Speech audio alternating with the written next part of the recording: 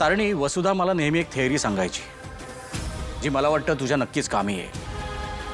तुझी आई म्हणायची, जेव्हा गुन्हेगार आपल्या जवळपासचा कोणी असतो ना, त्याला ओळखणं सगळ्यात जास्त सोपं असतं. जी व्यक्ती ध्येयाच्या जवळ पोचत असताना तुला थांबवत असेल, काळजी दाखवून मागे यायला सांगत असेल, देर आर चान्सेस ती व्यक्ती अधिक घातक असेल.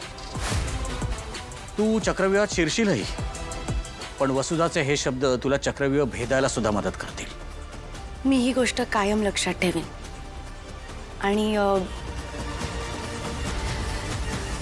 तुमचा गायडन्स कायम मिस करेन सर. All the best. नाही सर, आज प्रोटोकॉल तोडून एक गोष्ट करायची आहे. परमिशन आहे? ॲक्च्युली आता मी तुझा चीफ नाही आहे, but as your old chief, permission granted.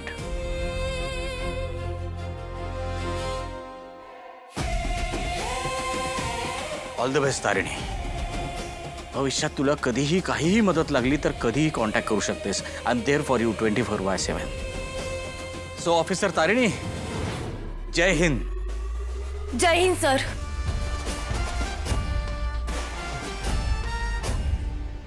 या गुलाबबद्दल आपल्याला अजून काही कळलंय का? अजून तरी काहीच नाही मॅम. सीबीआयच्या कस्टडीत जाण्याआधी स्पेशल क्राईम युनिटला गुलाब काही बोललाय का ह्याची माहिती मला हवी आहे. ओके, मी एक काम करते, मी कमिशनर सरांशी बोलून बघते, मला काही माहिती मिळते का बघते. And keep me yes ma'am. या कामत काका, आय एम एक्स्ट्रीमली सॉरी, जरा कामात होते. I can understand. बसा ना. या गुलाबच्या न्यूजच्या बाबतीत तू भयंकर क्युरियस आहेस. Very good. काम आहे म्हणल्यावर. चालतं. तुम्ही आज अचानक ऑफिसला कसे आला? सहज, अगदी सहज. म्हटलं बरेच दिवस नाही आलोय, आज जाऊन यावं. पूर्वी कसं क्लिनिकला जाण्याच्या आधी इथे यायचो. तुझ्या वडिलांसोबत, काकांसोबत मस्त गप्पा व्हायच्या, चहा व्हायचा. सगळ्या बातम्या मला आधीच कळायच्या, मग टीव्हीवर यायच्या.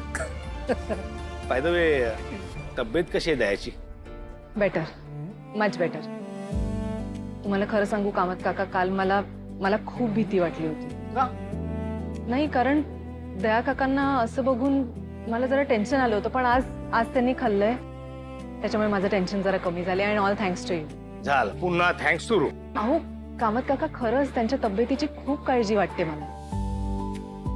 ते एकदा ठणठणीत झाले की मगच मला बरं वाटेल. व्यवस्थित बरा होईल. तू अजिबात टेन्शन घेऊ नकोस. पण मला ऍक्च्युली तसं वाटत नाहीये कामत काका. आता घरातली परिस्थिती तुम्हालाही माहिती आहे. घरातलं वातावरण जोपर्यंत शांत होत नाही, मला नाही वाटत तोपर्यंत दया काकांना बरं वाटेल. सगळं नीट होईल, अजिबात काळजी करू नकोस. पण केदार तारिणी असे का वागले मला खरंच कळत नाहीये. ते असे बेजबाबदार नाहीयेत, पण काल ते इतक्या बेजबाबदारपणे का वागले? कारण काय झालं कामत काका? हा नाही, काही नाही. का कुणास ठाऊक, पण त्या रात्री मला केदार आणि तारिणी जरा वेगळे वाटल्या.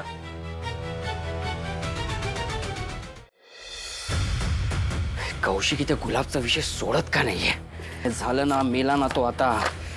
काय इन्फॉर्मेशन मिळाली असेल हिला गुलाबबद्दल? तिला काही टीप लागली नसेल ना? हा गुलाब मेलाय, पण मागे काही पुरावा सोडून गेला असेल तर हे प्रकरण शांत होईपर्यंत काळजी घ्यावी लागेल.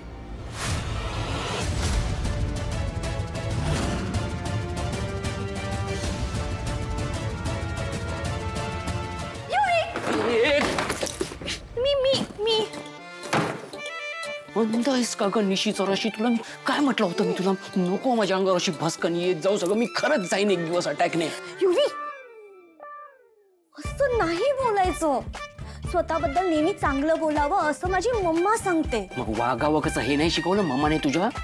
अर्धवट बेलसरे, अर्धवट मुलगी पाठवली आमच्या घरी. आणि तू इथे काय करतेस?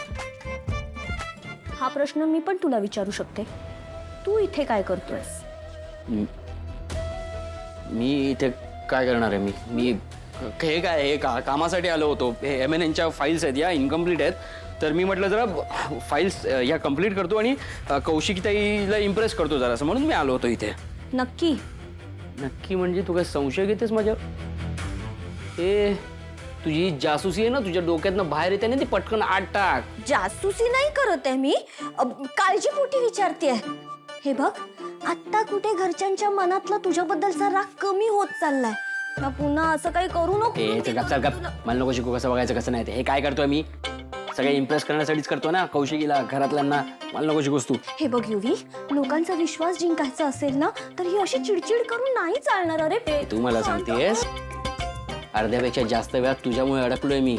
मार खाता खाता राहिलोय. मारलं पण आहे मला त्या सगळ्यांनी, घरच्यांनी तुझ्यामुळे. चल काही या कारस्थानं करण्यात, दुसऱ्यांचं वाईट करण्यात तुझा हात मी पकडूच शकत नाही, आणि कुरघोड्या करण्यात तर तू चॅम्पियन आहेस. सॉरी. नाही बोल ना. सॉरी काय? बोल बोल बोल. अरे करेक्ट बोलतेस तू. मी तर कॉम्प्लिमेंट म्हणून घेतो. यस करेक्ट आहे. माझा हात कोणीच नाही पकडू शकत या बाबतीत. आणि राहिला प्रश्न जेंटलमॅन होण्याचा, आता बघच घरच्यांच्या नजरेत, बाकी सगळ्यांच्या नजरेत कसा जेंटलमॅन होतो त्या. बॉस, हमें पता है कि आप साधू सर की बहुत रिस्पेक्ट करते थे, पर आणि त्यांनी दिलेली प्रत्येक ऑर्डर तुम्ही फॉलो करायचं. गुलाबचं उदाहरण माहिती ना बॉस आपल्याला. अहो अजून थोडा वेळ त्याला टॉर्चर केला असतं ना तर सगळं ओकला असता तो. शिवायकडे देण्याच्या आधी काही तास होते आपल्याकडे, पण फक्त साधू सरांच्या शब्दाचा आणि कायद्याचा मान राखण्यासाठी तुम्ही शांत बसले. हो, कारण ते माझ्यासाठी फक्त चीफ नव्हते, माझ्या गुरुस्थानी होते. त्यांनी ना फक्त मला नाही, माझ्या आईला सुद्धा मदत केली होती. त्यांच्या जाण्याने ना खरं तर खूप मोठी पोकळी निर्माण झाली, कारण टीम तारेणी माझ्यासाठी फक्त 6 जणांची कधी नव्हतीच. टीम तारेणी माझ्यासाठी कायम 7 जणांचीच होती. आणि आता ते नाही आहेत तर आपली टीम अपूर्ण आहे असं वाटतंय मला. बॉस, मान्य आहे की साधू सरांची जागा कोणी घेऊ शकणार नाही, पण त्यांच्या जागेवर दुसरं कोणीतरी येणार हे तितकंच खरं आहे ना. साधू सरांची ट्रान्सफर झाल्यामुळे आपण सगळेच खूप खचलोय, पण जो कोणी नवीन ऑफिसर येणार आहे त्याच्या स्वागतासाठी आपण तयार असायला हवं. असं रडत स्वागत केलेलं चांगलं नाही दिसणार ना. येस, टीम साधू सरांची जागा दुसरं कोणी घेऊ शकत नाही ही गोष्ट तितकीच खरी, पण त्यांच्याऐवजी जी कुठली व्यक्ती येईल त्यांचा सुद्धा आपण तितकाच रिस्पेक्ट करू याची काळजी आपण घ्यायलाच हवी. येस बॉस, पण कोण येणार आहे, कसं असणार आहे हे काही कळलंय का आपल्याला? नाही, अजून तरी काही कळलं नाही. आता जेव्हा ती व्यक्ती येईल तेव्हाच आपल्याला कळेल. आजपर्यंत साधू सरांनी आपल्याला जो सपोर्ट केला तो सपोर्ट या नवीन चिपकडून मिळेल ना. हो, पण तो विश्वास आपल्याला त्यांच्याकडनं कमवावा लागेल. पण बॉस, साधू सर आतापर्यंत आपल्यासाठी ढालीसारखे उभे राहायचे. आणि सगळ्यात महत्त्वाचं म्हणजे आपली आयडेंटिटी. हा, त्यांनी आपली आयडेंटिटी कधीच समोर येऊ दिली नव्हती. हो, मी तर किती वेळा त्यांच्या कॅबिनमध्ये गेलो बॉस, पण माझी ओळख कोणासमोर येऊ दिली नाही त्यांनी. बरोबर आहे. आजपर्यंत साधू सरांनी आपल्या आयडेंटिटीला धक्काही नाही लागू दिला. आय होप तीच सिक्रेसी हे नवीन ऑफिसर सुद्धा पाळतील.